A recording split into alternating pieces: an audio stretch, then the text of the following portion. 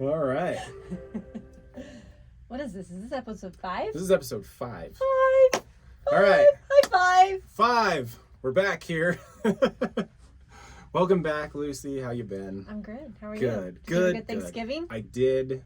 I just ate food and Me too. hung out pretty much. Same. Literally almost every day. Same.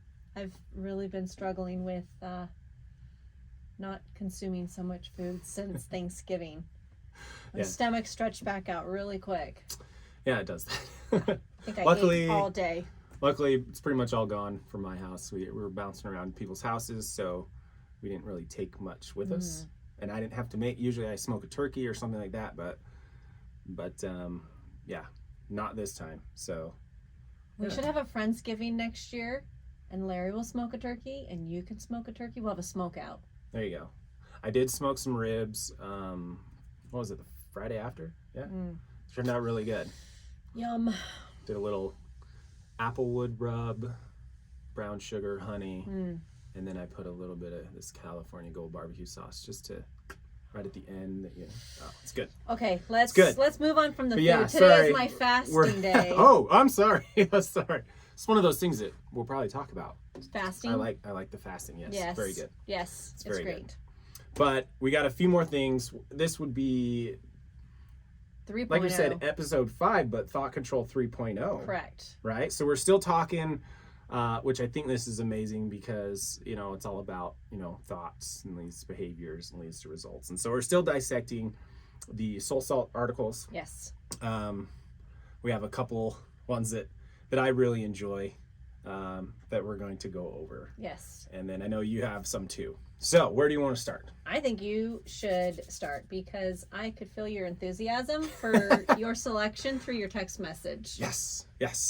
I'm So. excited. So, And we should clarify real quick that we're both doing 2 this time, which means that we have covered all 8 yes, we'll cover principles. all 8. Yes. Yes. So, all right. So the one I have talks about the number 6th principle. Stop listening to naysayers. And it says who you surround yourself with has a huge impact on your mindset and chances of success. So like we hear a lot, you are the average or the sum of the 5 people you hang around Right. with most. Right. And I think that's true. And then I always say, if you want to grow, we're talking about growth mindset and things like that, surround yourself with people smarter than you. Right. And then learn. Right. Like oftentimes people don't like to surround themselves with smarter people because it makes them feel inferior or things like that. But I think you need to in order to grow. You're not going to, you're the sum of the Right. 5 people that you hang out with most. If you're hanging out with people that don't have the same mindset as you, don't have the same desires of growth and things like that, then you're going to be like them most likely. Right. So surround yourself with those smart people. So I try and do that in my life and just be around those smart people that I want to be like and learn from them and grow. So I think when it says that who you surround yourself has a huge impact, it's true. It makes me think, and this goes on to say, I can't express enough how important it is to surround yourself with people who encourage your dreams. And I think that we've all ran into people in our lives that have and we've talked about in previous episodes, that kind of limited mindset. Right. And they say to you, They think you should be or you limited can't do as that. well. Right. Yeah. And so, so some of the quotes in here, it says that would be an example of that. Or that sounds too difficult. If it's such a good idea, someone else is probably doing it. What happens if you fail? That kind of stuff. So this takes me back to my childhood. And I think that's when I don't know if you call it growth mindset or just, I didn't buy into that limiting mindset. That's amazing. Even as a child, I remember I created a bucket list when I was 8 years old, and I wanted to play college football, I wanted to be a fighter pilot, and I wanted to get a truck specifically at that time, it was a Toyota Tacoma. And then also I wanted, so I almost check. Well, I went bigger. For my first truck, I actually got a Toyota Tundra, so I went a little bigger. Okay. And then now I've got. So it's like check. Yeah, so now I've gotten even bigger trucks. But then I was like, I want a motorcycle. Check. Right, and I checked that repeatedly. But when I told people about this, and mind you, I was 8 years old, and I kept most of that to myself. But it was just as I got older. I remember a friend of mine. I said, yeah, I want to be a fighter pilot. And I remember I think we were skiing at Powder Mountain, and I don't know what, we were just chatting or whatever, and I was just like, I want to be a fighter pilot. And he just kind of laughed at me, and he's like, no, you can't. And that was. Do you remember how old you were? I was in junior high. Okay. So yeah. The dream, it never went away. Never went away. That's my bucket list. Usually when I put on my bucket list, I do it. And and of course, the things on the bucket list, they change a little bit, or right. they morph, or you work for this thing that's really hard, because it's really hard to be a fighter pilot. And I was able to fly bombers, so slightly different, but still made it to that thing, flying jets in the military. And I remember him saying that. I remember anytime I would say that to a lot of people, the first thing is like, oh, you know how hard it is? Kind of like, here, oh, that sounds too difficult. And I'm like, well, it's hard for you. But did it just make you even more determined? Yes, it did. And so, like, that doesn't surprise me. I mean it as a compliment. I'm just that hard-headed. No, I'm either crazy or stupid. No, I mean it as a complete compliment. Thank you. Yeah, every time I told people, they said something like that. Oh, you have to have perfect vision. Do you have perfect vision? And I'm like, well, matter of fact, I do. Or they'd be like, you can't even have cavities. Solutions. Right. And there actually is. So there's all those rumors and stories going around of I can't, it's too difficult, around flying jets in the military. And it's actually more possible than you think. You don't have to be this like absolute superhuman, beacon of fitness and health and whatever. Like, say, your eyesight can be correctable up to 20/20. So you can wear glasses, you can get PRK surgery, which is similar to LASIK but not. You can do several different things, and I fell under that. I think I mentioned it in a previous podcast. Oh, you have to take calculus. No, you don't. Like, my degree was in exercise sports science. I never had to take calculus. I knew history majors, I knew political science majors, criminal justice majors, all these that flew airplanes. It was wide spectrum. So, but those people that said, no, you're not, or that sounds too hard, they never even, like, they shut their mind off already. They probably thought because they couldn't do it, you can't do it. Right. And so they shut their mind off already, and so they didn't even explore those options. And so then I found myself exploring those options, working down that path, and then getting to that place where I was flying jets. Like, my other goal was to play college football. And sadly enough, it was my parents, love you, Mom and Dad, for listening, that told me, like, that's, like, pretty much don't do that. They're very intellectual. So don't get me wrong. I'm very opposite of them. They're very intellectual. I am more into sports and things like that. And I guess intellectual in my own way, but they're really into, like, the hardcore sciences, things like that. They just didn't want you to get a concussion. Well, there was some of that. I mean, once, even any sport, my mom was like, oh, be careful with your head. Right. And here's your helmet. But it was like, they were even telling me, like, statistically, how hard it is to play college football or get a scholarship. And I'm like, I don't care. I wanted to play football. And so I did just that. Went and played Snow College. And then I transferred to the University of Utah later. Had an opportunity to walk on there, but by then I was chasing the other dream of flying in the Air Force. And if you get hurt, that makes it even more difficult. There was a guy who broke his pinky in a car door, and they almost didn't let him become an officer in the Air Force. Wow. So I was like, well, that can happen at any time on the football field. And so I opted out of that. So I changed course. I hit my mark. I would have loved to have played longer and things like that, but I played at Snow College a little bit, and then I changed course to pursue my other goal, and then I was able to, work real hard and go down that path. And I wasn't a fighter pilot, but I flew bombers, and it was fine for me. And after going through it, I was like, yeah, I'm good. Now I'll pivot and do something else. And then all in that time frame, I bought my first truck. I bought a motorcycle when I was 21 before I didn't even have a car. I was just so obsessed with getting a motorcycle that I was just like, I'm getting a motorcycle. And then when it started snowing later that year, I was like, I probably should get something with 4 wheels. And so I ended up buying some old beater car. And then I've been obsessed with motorcycles ever since. So I've changed my goals to other, crazy things. And but then I don't know if maybe it's just people I hang out with or whatever, but I don't feel like people are telling me as much anymore. Like, ooh, well, probably you can't people do that.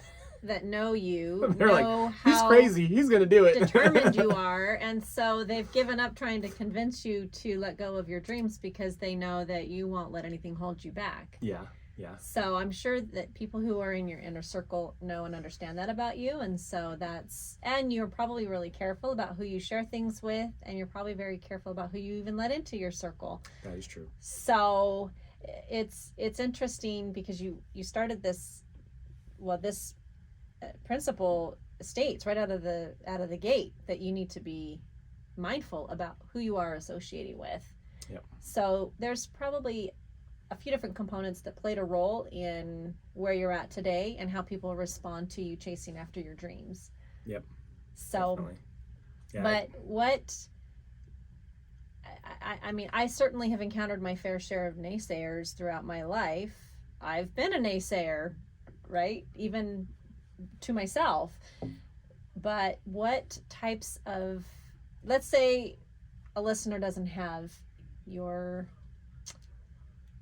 level craziness, of grit or determination or whatever it is that you possess, because that's pretty young to be 8 years old and to establish a list like that. I wasn't thinking about any of those types of things at age 8. I think I was more worried about whether or not my roller skates were mostly white or mostly blue with red and white stripes, right? I mean, right. just if the ice cream truck was going to come around that day. So at 8, that's really young. And I applaud you. That's amazing. Thanks. But how do we, if we are, encircled amongst naysayers, if that's just the dynamic of our family, because I think that those dynamics do exist in some households where there are people who are just more prone to negativity, they're more prone to being a naysayer, or that may just be where you're at in your life. How do you combat that? How do you get on the other side of that? I think so it talks about some of those things of how you respond. They try, how naysayers try to shut down your ideas and things like that. And it talks about, which we talk about emotional intelligence, it talks about using that technique, and it's talking about pause for a minute, reflect, observe your emotions and thoughts, and understand theirs. Because I think, because there's times like where I could have got pretty upset. Right. Because this is your dream, right? Right. And you're like, this is so awesome, and usually pretty pumped, and you're like, yeah, the enthusiasm is there, and then someone just craps all over your dream, right? So it's like, and so it's a buzzkill. Yeah, totally. And you feel foolish then moving forward and expressing that enthusiasm, right? And it makes you gun shy. Yes, and so I think that's when you have to, really apply that emotional intelligence and understand your emotions and be like, okay, this is what I really want to do. I'm really passionate about this, whatever. I look at this other individual I'm having this conversation with, and I can see, okay, all right, well, maybe they, have some sort of concern, or maybe they, whatever. Maybe they do just have they're negative.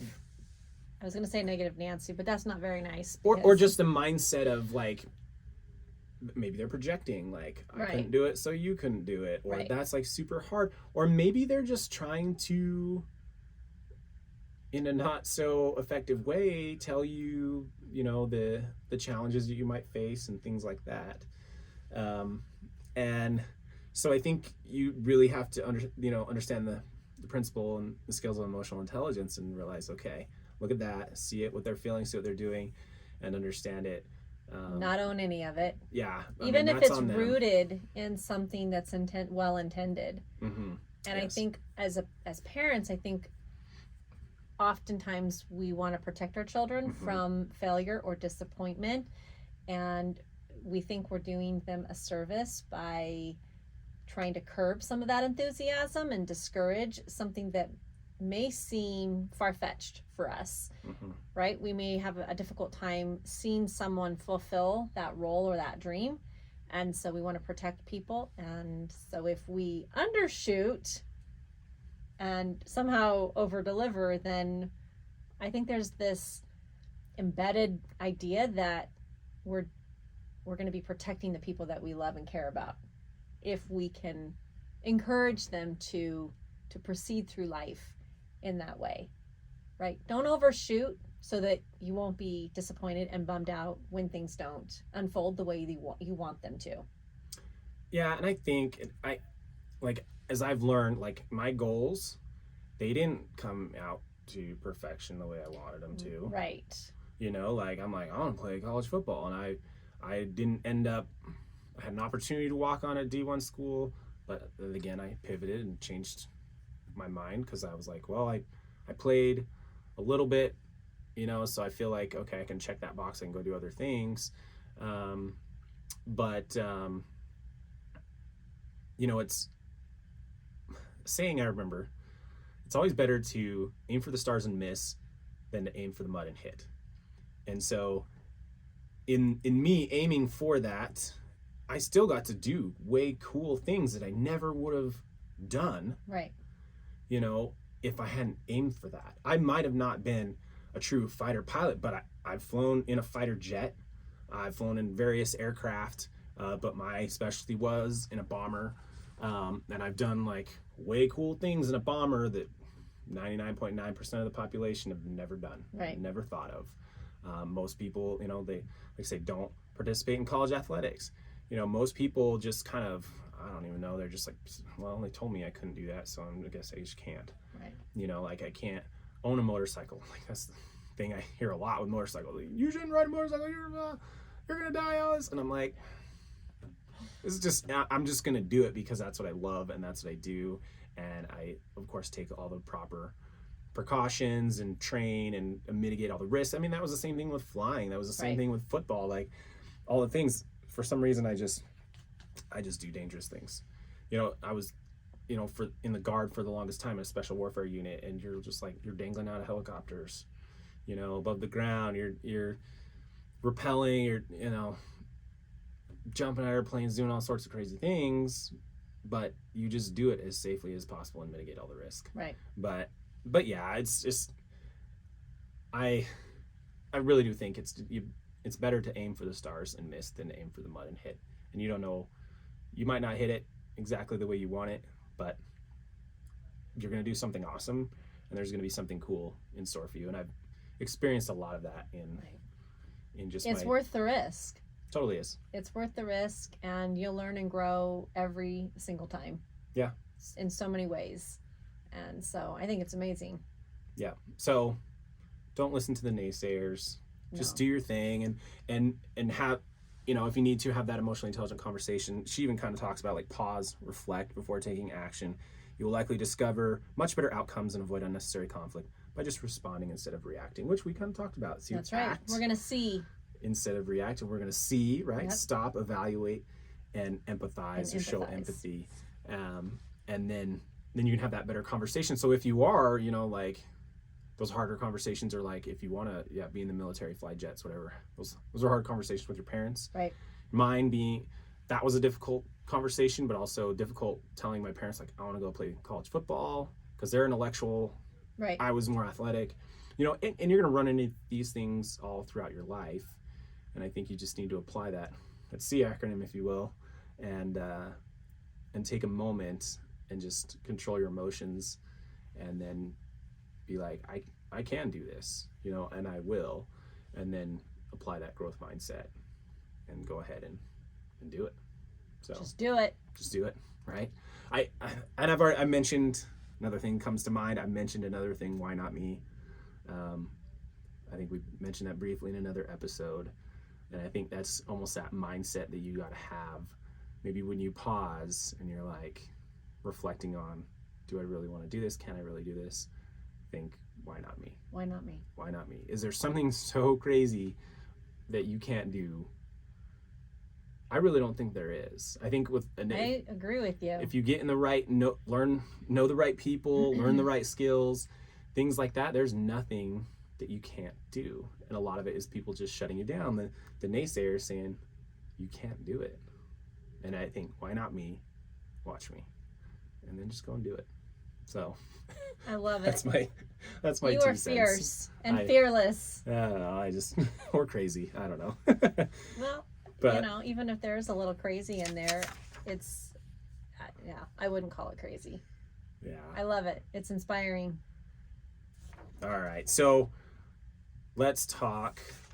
I mean, it rolls right into we talked about responding instead of reacting. Yep. An episode ago or so. They are all They related. intertwine. They do. Act before reacting. Right. Let's see, and we kind of rolled into that too. You know, don't let the negative people harm you. Don't let someone else's scarcity mindset hold you back. We've talked about that. So there's so many good things that tied in here. And here's the 8th one that kind of wraps it all up is get out of your own head and get support. So I think this can be a couple different ways you can look at this.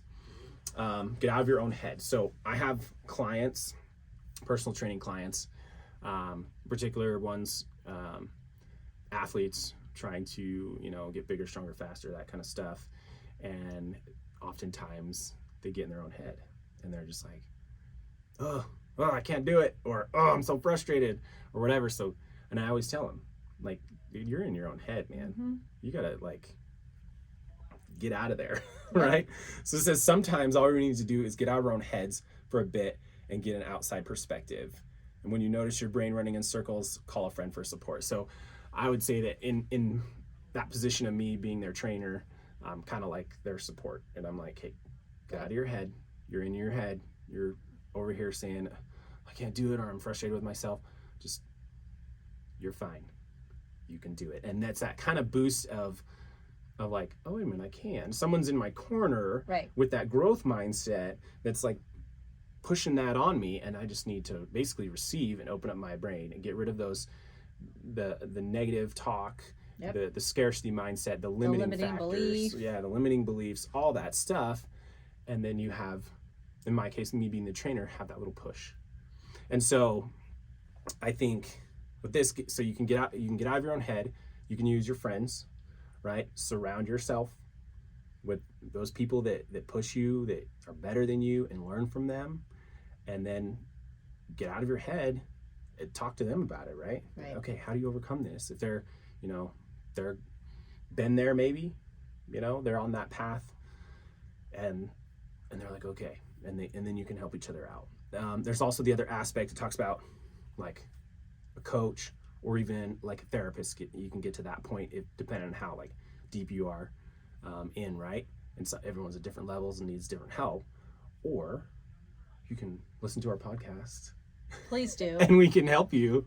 We've been we're there. We're that friend, that We support are. to help you get out of your own head and to make stuff happen, right? So it's true. I was actually at the gym this morning and feeling frustrated with just the things that weren't happening, and feeling some of the effects of my age. it's just a number. It's just a number. And I can vouch for some of this because I was actually able to replay conversations in my head this morning that you and I have had. And one of the things I caught myself saying was, because of my age, I can't put on more muscle. Limiting factor. So it is absolutely crucial that you have people in your corner that can help ground you emotionally when you are migrating into those spaces. And I didn't reach out to you at all. It was just conversations that we've had in the past, and they were there. I was able to recall them, and I thought, I'm not going to say those kinds of things to myself.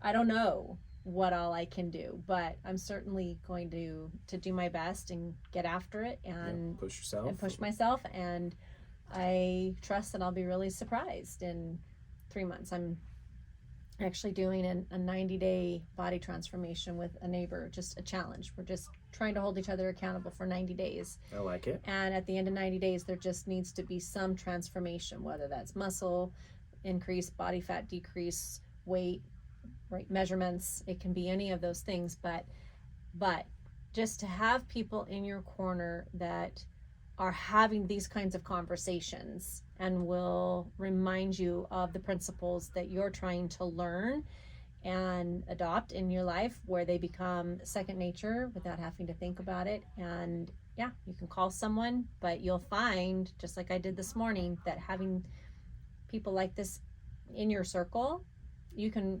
reflect and recall conversations that you've had with them, and it was helpful. Yep. So it's important. It's critical. I've loved every inch of this article. Yes. And yes. Sometimes I think about all of the 8 principles and I think, oh my gosh, it's so complex. There's so much. But, which is a limiting belief. I'll call that a limiting belief.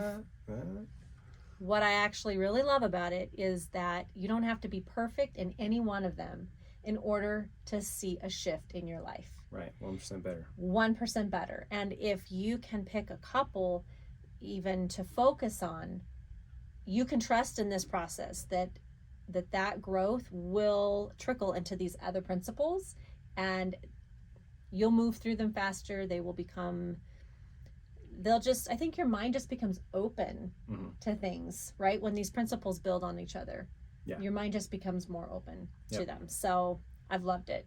I've loved it. Like, it's not complex. It's actually, dare I say, simple. It's simple, I think, in terms of understanding it, and it resonates and it makes sense. But it's simple in the fact that if you can just make small changes, it's going to grow and take care of yourself, and you're going to be blown away at how much your life. I think small, and I think also consistent. Small and consistent. Right. That's exactly the key. And then you're not doing all this. You're just consistently growing. Just do those things every day. Like we mentioned in a previous episode, take a cold shower every morning. Yes. Be consistent. Or, like we talked about here, move your circle. Maybe you need to upgrade a little bit. I don't know. Surround yourself with those smart people. Find one. And then just get in that circle.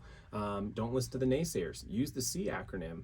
There's so many different ways that you can just consistently improve yourself. So with that talk, I want to hear more about the last two ones that you want to go over. All right, so the last 2 is principle number 1, which is to change your mind, literally. And principle 4 is practice changing the script. And I felt like they really worked well together. So she talks a little bit about how the way that your brain works is that your thoughts, your patterns, your behaviors, they're like a track, right? And once you've laid down the track, that your brain is very familiar with that track, and it'll keep taking that same path over and over and over again. And there's tons of different tracks. Every time we do something, we lay a new track, so to speak. Yep. And so it's great when the track is laid, because maybe we're learning a new instrument and we're practicing every day, right? Yep. That lays a new track, and that is a positive thing that can bring about all kinds of growth and benefits. But maybe when the track is negative thought patterns, negative behaviors, sabotaging behaviors, things like that, that we need to work on dismantling. Right. Because again, like you said, easy track to just jump down. Easy track. And it almost becomes habitual, Mm-hmm. right? We begin driving down this track or riding down that track without really even giving it any thought. We don't disrupt it. And so part of literally changing your mind is catching yourself, moving down these negative tracks and stopping and laying new track, Mm-hmm. which transitions into changing your script, which is really your inner dialogue. Mm-hmm. And I think it was Bruce Lee. I don't know if he was the orchestrator of this quote, but he's been credited for it, at least, that you should never speak ill of yourself, even as a joke, Right. because your body doesn't know the difference. Yes. And I did that Instagram post last week about how you talk to yourself, right? Be careful of the things you say to yourself, because your mind believes it. Mm-hmm. Your body believes it. Your mind believes it. And so it's really difficult, I think, to break the habit of negative internal dialogue. But I noticed that I was doing it out of, I think when I'd get around people, for some reason I fell into this habit of self-deprecation. Okay. And I think I was doing it in hopes of making other people feel better about themselves. I wanted to elevate others by bringing myself down. And that doesn't work. It does really. not work. Yeah. Now, what you find is that, you hang around 5 negative people and you'll be the 6th. Mm-hmm. And so when you talk about yourself that way, you will attract people who also talk about themselves that Yes. way. And so it is not a happy place. So it took a lot of conscious effort on my part to stop myself from doing that and lay new track. Mm-hmm. And I also think, at least for myself, I think there was this false belief that by keeping that internal dialogue more realistic and sometimes negative would keep me humble. I run into a lot of people. Well, there's some specific people in my life that are, I think, very entrenched in that. And then it's like work. It's like this I think they think it's like a humble thing, or like Right. It's a display of humility. I think that's, at least for me, I can't speak for those in your life, but I'm like, it's unattractive. it's not, and it's not good. And No. I don't know. And it baffles me, like the people that I'm thinking about in my life that do this, and it just baffles me. Yeah. And I don't understand, because I feel like it's more of the mindset of, let's like lift everybody up, right? Right. Rising tides lifts all ships. You don't need to push yourself down to push somebody else up. Right. You climb and help somebody up at the same time. Right. 100%. That's the only way that it works. Yeah. Is if we're all really focused on doing just that. So one of the things that she suggests to break those habits of that self-criticism, whatever it may be, is to catch yourself. When you catch yourself having that kind of dialogue internally, stop and ask yourself if you would ever say that to someone you cared about. That's the first question. And I think that's really powerful. Would I ever say this to my spouse or my child? Or And most of the time the answer is no. No. Like, heck no. Heck no. Like, we beat up on ourselves so much. One time I was speaking at an event, and I was talking a very similar subject here, and I said, "Who can finish this?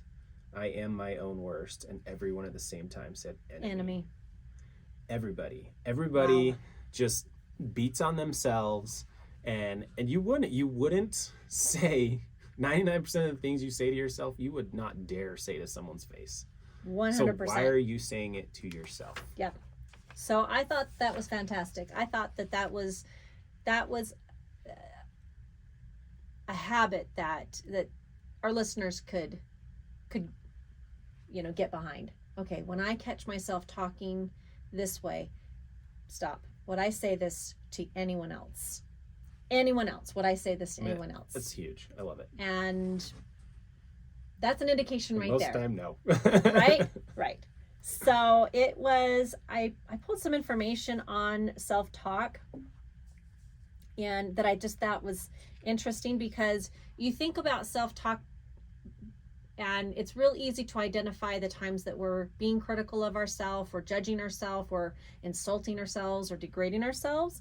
But it's more complex than that, as most things are. So we won't spend a lot of time on this, because we've kind of touched on some of these through these other principles of how to control your thoughts from the Soul Salt article, but I just thought they might be a good refresher. So one of the different types of negative self-talk is black or white thinking. So that's the all or nothing mindset. Yep, we talked about which that. we talked about that. There's personalizing. This one I had to read a little bit more about, but I thought it was really interesting. So personalizing is a form of negative self-talk. Let's say you walk past a lunch table and people are laughing, and you say, they're laughing at me. Taking it personal. Right? Or you send a message to someone, a girlfriend, and they're really busy and they take 48 hours to respond, and so you assume that they must be mad at you. That is personalizing self-talk, and it's destructive. Mm-hmm. So I thought, oh my goodness, I hate to admit it, but I've done that. And I think everybody has. Well, we're all but human. I think the great point you bring out is, let's stop. Pause and be like, hey, wait a minute. Really? Is that person? Is that real? Did I just make that up in my head? Right. And because half the time we make up we have entire some conversations. story, and then all of a sudden you are super mad about something, and you haven't even had a conversation with anybody, or you create something, and we do it all the time, right? I mean, we've talked about it before. Yeah. You know? Well, I think I mentioned that I've had conversations with my husband where he was not present at all. And then when I see him later, he's in the doghouse, as if he had no idea. And he's like, what's going on? He had no idea that he was a part of that conversation. Right, like, right. Don't worry, I read your lines. Yeah. I got this for you. Yeah. So you didn't have to be there. Yeah, and I think, everyone does that. So then we do need to stop. Yeah. Have that moment where we stop and like, hold up. Right. I'm having this whole conversation by myself. Right. Like, let's not Me, assume. myself, and I. Let's not assume anything. Yeah. That's Don't personalizing. take it personal. That's like, none of that personalizing, stuff. and it's a negative form of self-talk. Yep. The other one is filtering. So it kind of falls in line with that all or nothing mindset, but we begin cherry picking the events and the conversations in our lives that affirm what we've decided we want to believe. Mm-hmm. And so we're filtering. Maybe something is, we're discounting anything that would say otherwise to the idea that we've decided we want to hold on to. So that's filtering. That's a negative form of self-talk. And the other one mentioned was catastrophizing. So yes, exaggerating the impact of a small event. Yeah. Right. Yeah. I was written up at work today. I'm gonna get fired. Yeah. Yeah. I think we all kind of go down that road. Yeah. That's a all little bit. negative self-talk.